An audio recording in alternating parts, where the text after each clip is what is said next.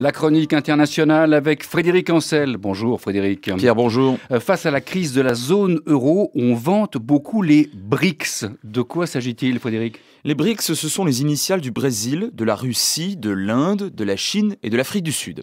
Ce concept créé au sein de la banque américaine Goldman Sachs en 2003 désigne en fait des États émergents tant et si bien qu'ils seraient en passe de surclasser la puissance américaine ou même celle de l'Occident dans son ensemble.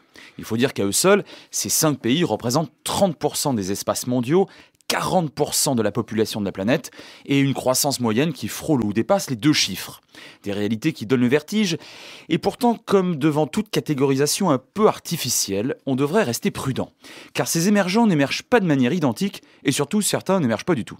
Si la Chine, le Brésil et l'Inde présentent clairement toutes les caractéristiques de puissances économiques en plein essor, il n'en va pas de même pour la Russie.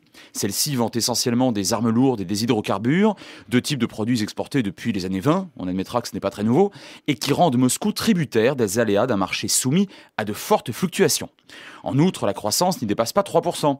Quant à l'Afrique du Sud, ajoutée récemment d'ailleurs parmi les BRICS, elle est l'unique État réellement industrialisé de toute l'Afrique subsaharienne et n'émerge qu'au regard de la situation calamiteuse de son environnement. Et puis les BRICS ne s'entendent pas nécessairement entre eux. Certes, plusieurs réunions au sommet ont déjà eu lieu, comme en Chine le 14 avril dernier, mais sans décision d'alliance politique, économique ou stratégique majeure. Normal pour des États dont les intérêts bien souvent divergent. Pourtant, Frédéric, ces BRICS paraissent tout de même prendre une place essentielle dans l'économie mondiale actuellement. C'est vrai, Pierre, mais en même temps, cette progression économique et commerciale, notamment pour le Brésil et la Chine, ne se traduit pas encore par une montée en puissance géopolitique déterminante. Prenons 2 échecs essuyés en moins d'1 année par tout ou partie de ce groupe d'États. Premier échec. Nous sommes en juin 2010. Devant l'avancée du processus nucléaire iranien, le Brésil annonce qu'avec la Turquie, un accord a été passé pour surveiller l'uranium enrichi de l'Iran. Plus besoin donc des vieilles puissances occidentales, on se débrouillera sans elles. Or, quelques jours après, sous l'impulsion de Paris, Londres et Washington, le Conseil de sécurité, Chine et Russie comprises, vote bel et bien un train de sanctions contre Téhéran. L'émergent brésilien, presque seul à voter contre, est humilié. Deuxième échec, nous sommes en mars 2011, devant l'imminence d'une sanglante répression de Mouammar Kadhafi sur la rébellion à Benghazi. La France, le Royaume-Uni et les États-Unis, tiens, encore eux, déposent un projet de résolution permettant des frappes sur l'armée libyenne. Les 5 BRICS présents pour l'occasion au Conseil de sécurité s'abstiennent un peu piteusement.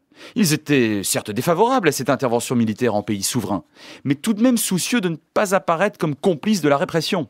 Du coup, la résolution 1973 est bien votée et les Occidentaux interviennent avec force. Oui, mais tout de même, Frédéric, il faudra bien faire une place plus importante à ces BRICS dans les institutions internationales. C'est en tout cas ce qu'ils réclament, les BRICS.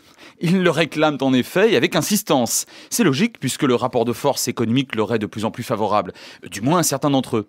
Cela dit, Pierre, là non plus la révolution BRICS n'a pas encore eu lieu. Prenons le cas emblématique de la direction du FMI, traditionnellement dévolue à un Européen. Eh bien, qui a donc pris cette direction, soutenue par l'ensemble des Européens et de quelques émergents d'ailleurs, sinon la candidate européenne ? Face à Christine Lagarde, divers candidats des BRICS et d'autres émergents du reste se sont présentés en ordre dispersé, insuffisamment soutenus ou jugés moins crédibles. Décidément, en géopolitique, rien n'est jamais acquis par avance et surtout pas au rythme qu'on attendait. Frédéric Ancel sur France Inter.